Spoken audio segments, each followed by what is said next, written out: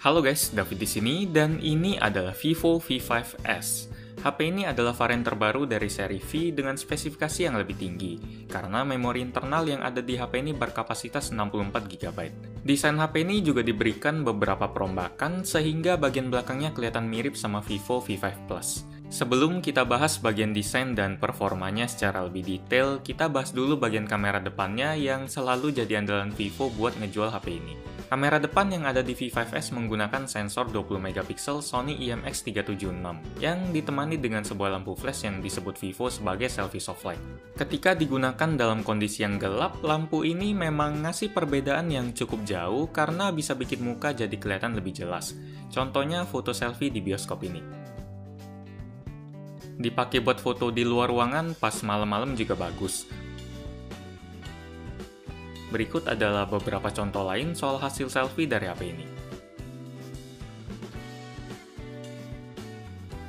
Dibandingin sama seri V5 yang sudah pernah saya review, saya ngerasain ada satu perbedaan yang cukup kerasa di kamera depan V5s, yaitu fitur grup selfie-nya. Secara sederhana, fitur ini mirip dengan mode panorama yang ada di mayoritas HP zaman sekarang kalau kita lagi motret pakai kamera belakang. Kita harus sedikit puterin HP kita ke kanan-kiri supaya kamera depannya bisa nangkep ruang yang lebih luas. Walaupun butuh waktu yang lebih lama pas lagi motret, sistem kayak gini punya keuntungan tersendiri karena hasil fotonya nggak kelihatan ketarik atau distorsi.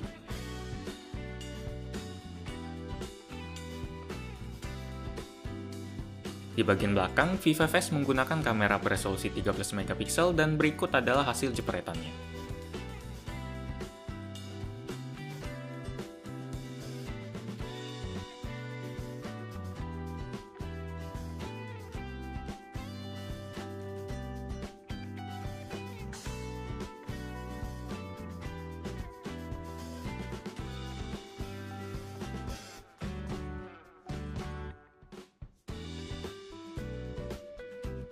Di bagian depan, Vivo V5s kelihatan cukup familiar karena menggunakan bahasa desain yang nggak jauh beda dari V5.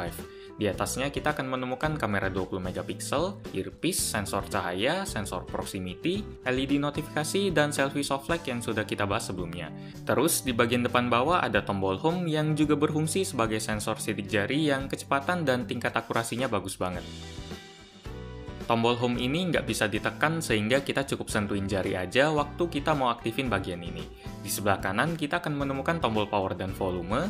Di sebelah kiri ada slot SIM hybrid buat nampung satu kartu micro SIM plus nano SIM atau kartu micro SD. Di bagian atas nggak ada apa-apa dan di bagian bawah ada lubang jack 3,5 mm, lubang micro USB, dan speaker. Sementara di bagian belakang kita akan menemukan kamera 13MP, LED flash, dan logo Vivo. Di bagian display, Vivo V5s menggunakan layar berukuran 5,5 inci dengan resolusi 720p.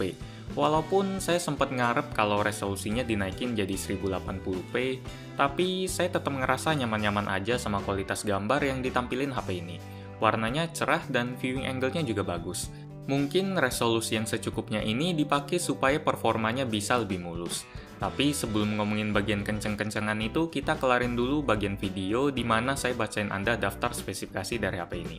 Vivo V5s menggunakan prosesor MediaTek MT6750, GPU Mali T860, RAM 4GB, memori internal 64GB, kamera belakang 13MP, kamera depan 20MP, baterai 3000 mAh, dan sistem operasinya Android Marshmallow dengan skin Phantos OS. Skin yang satu ini memang kelihatan beda dari sistem Android pada umumnya, karena bagian kontrol navigasi cepatnya bisa kita akses di bagian bawah sehingga lebih mudah dijangkau oleh jempol.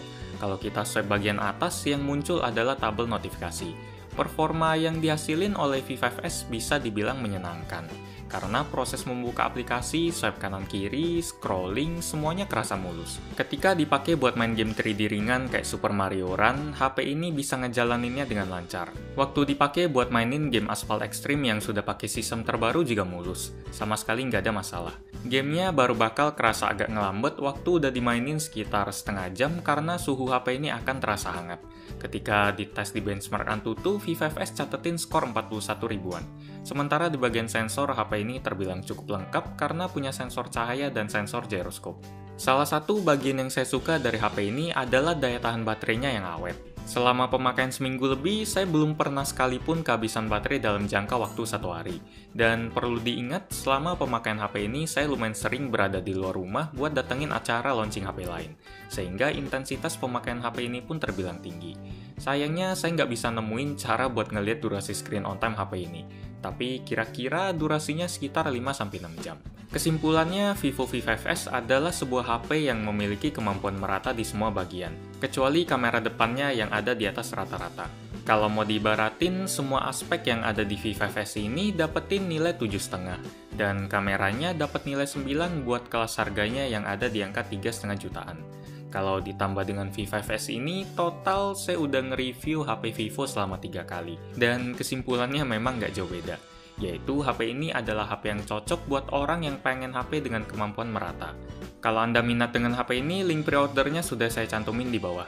Demikian review gadgetin untuk Vivo V5S. Like jika Anda suka dengan video ini, dislike jika tidak suka, dan jangan lupa subscribe buat ngeliat video-video kayak gini lagi. Terima kasih sudah menonton, dan kita ketemu lagi di video selanjutnya. Yuk!